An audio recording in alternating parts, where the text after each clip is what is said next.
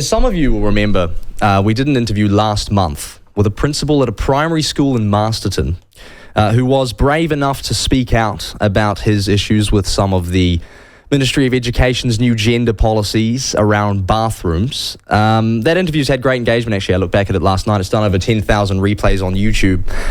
But there's been some developments there in terms of the fallout, would you call it a fallout, from that interview? And we're revisiting this at a time where recent polling suggests, and we'll talk about that later as well, there's some fairly common disagreement with a lot of the sort of gender-based philosophies and debates going around at the moment. So I think it's worth coming back to.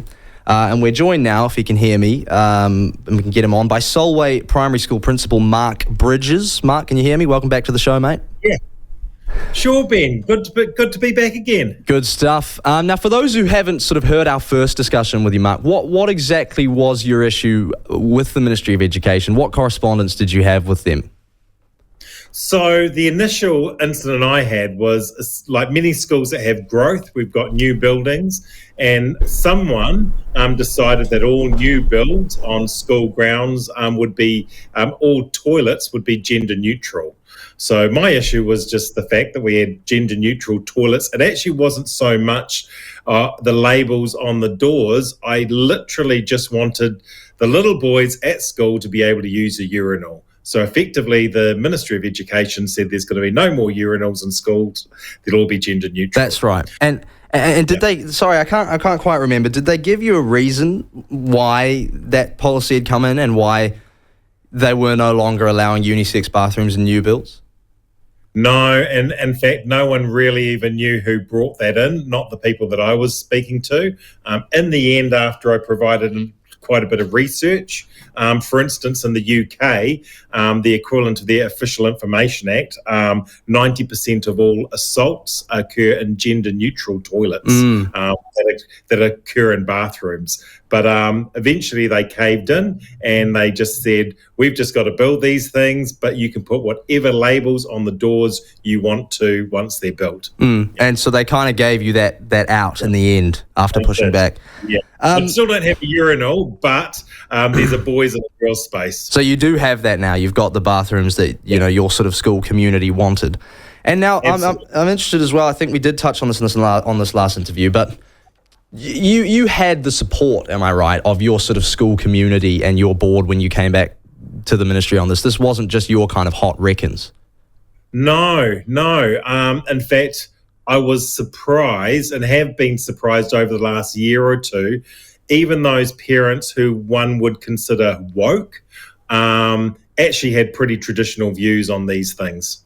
Yeah. And look, and I'll tell you what, that is something that has come out. I don't know if you've seen, Mark, the recent Talbot Mills poll, No. which has come out, basically asked a number of New Zealanders to support or oppose a number of issues, one of which was trans women in women's bathrooms and a couple of other sort of gender issues like that. Actually returned a far more sort of oppositional response to that. I think it was 60% were strongly or otherwise opposed. So we're kind of seeing now, I think, and this is one of the reasons I wanted to kind of revisit this issue, a better idea of what the majority of New Zealanders sort of feel about these issues. But the reason I wanted to come back to this is there has been some developments, and we must apologise. It's been we've been a little bit slow off the mark on this. Because later in the interview that you did with Sean, we discussed a policy allegedly created by the policy design firm School Docs around encouraging disciplinary action for students who use incorrect pronouns for their peers. Now, they've since indicated that's not a policy of theirs, but we'll get back to that in a second because I think they should front for us to clear that up, really. So, Mark, could you tell us what happened after that interview? I understand the platform got a shout-out from the ministry. They did. Actually, the first thing that happened after the interview, very little change in my life. A couple of parents gave me a wink and a nod when they were going through the drive-through after school. But I actually got a number of emails from principals who I'd never met before that obviously looked me up, a number of emails from principals all over the country actually saying, good on you. I didn't receive a single negative bit of correspondence, and good on you for speaking up. And they're really pleased that they're not the only ones who are grappling with these things and scratching their head. it just seems that common sense is not that common anymore, and the higher you get, the less common sense there is. So that was the first thing that happened immediately after. Then it all went quiet for a couple of weeks, and we had this thing called a general election. The Monday after the general election, still nothing happened. But on that Tuesday morning, so obviously people had gone back to work on Monday, been emailing backwards and forwards. On the Tuesday morning, in the bulletin, so what happens, the head of the Ministry of Education sends out a bulletin to every school in New Zealand. So about, I think if you include the secondary schools, about 3,000 schools, sends out a bulletin once a week generally with a whole lot of points that they need to note. And one of those was from the Ministry of Education referring to the interview on the platform. So amazing. Someone in the ministry watches the platform. What did they say? Were they sort of complimenting it? They didn't actually mention the interview at all, but specifically mentioned the interview and the date. And they were distancing themselves from school docs. And the inference, I think Sean made, that the Ministry of Education and school docs were one and the same, which I don't think realistically we were implying that at all. No, and I think, if I could just briefly interrupt, and then I'll let you get back to it. The reason that perception kind of exists is because the ministry work with certain groups like Inside Out, right? And they commission what are in many instances charities to create resources for schools. And so obviously school docs aren't in that category, but that perception exists for that reason, I suppose. That's right, absolutely. And, I'm sure you'd agree with me 200% here. The way to clear that up would be for school docs and the ministry to front for an interview, absolutely. Yep. And talk to us all about it. And I've made that call to them many times.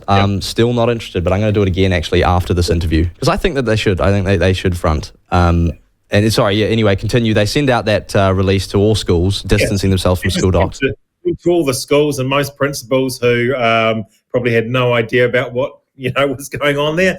And then school docs followed up as well, and they contacted myself and said they're disappointed that I hadn't contacted them either by letter or email, and then had a little bit of a backtrack when they found actually I did, but they had missed that one. Yeah, so you did contact them, am I correct, through their sort of policy feedback option, to which you just received no reply? Yeah. And then they sent a sort of angry email, Oh, it was actually fairly civil, but essentially, they were then distancing themselves and sent out an email to all the schools in New Zealand, or all the schools that use school docs, distancing themselves from that East Auckland schools policy. And all I know from our policy, there is nothing that indicates that schools should discipline anyone that uses the wrong pronouns in our school docs policy. So I have no reason to doubt their word on that. But it seems to me a general election took place, and then a number of organisations... They started bricking it. are distancing themselves from these policies. And I've had a little bit of dealing with the ministry. I have no evidence of this, or just how I surmise it. I think them possibly indicating that actually this stuff has not come from the ministry. This has come from someone else. And so that's just my guess, but it was interesting. I'll just come back to the because I mean, you're right, that inference was made by Sean and not by yourself, and it was at most of the interview we did was actually focused around you and your community's correspondence with the Ministry of Education about bathrooms. I find it interesting that they deny that policy exists, and I know that you've had a look into it and haven't found anything, but that issue was raised first by the Free Speech Union, who said that they'd had complaints from parents who'd seen it. I then got in touch with them via media inquiry and explicitly referred to that alleged policy and asked them to comment on it in front for an interview, which they didn't deny then that it existed, and then told me that they only that they couldn't comment on it, and that I had to get in touch with a school that it was relevant to, which I did. They also ignore me, and then I get in touch with you, and they send out an email saying don't talk to the platform without talking to us first. So I don't know. I think this is worth further questioning, and I think that they, as you said earlier, there's a very easy way to clear up those misconceptions. and that's to respond to my media inquiries. Okay, so have you had any further correspondence with School Docs after they sent you that email, or did you kind of square it all away and it's all happy-go-lucky now? I think it's fairly squared away. The CEO was overseas at the time. I said I was very happy to speak in person with them, and I think it's fairly squared away. Look, I must say, School Docs, they're a business that essentially make policies for schools. We have legislation that changes by the week. They're actually a fantastic company from a school's point of view to work with. This is just one aspect where whether or not they've been captured or they just haven't thought it through fully, that there's just a bit of a sticking point on. But generally, my personal experience with School Docs is very positive. 70% of schools in New Zealand voluntarily use them. And without any issues, it must be said. Yeah. Yeah, so that's right. But, our issue was with this particular policy around inclusion, personally, was that they actually attached those inside-out documents, which most wouldn't even read because it's an attachment, a link, and then that really crosses the Rubicon when it comes to philosophy, and they really distances themselves from what we understand as modern medicine and science. Yeah.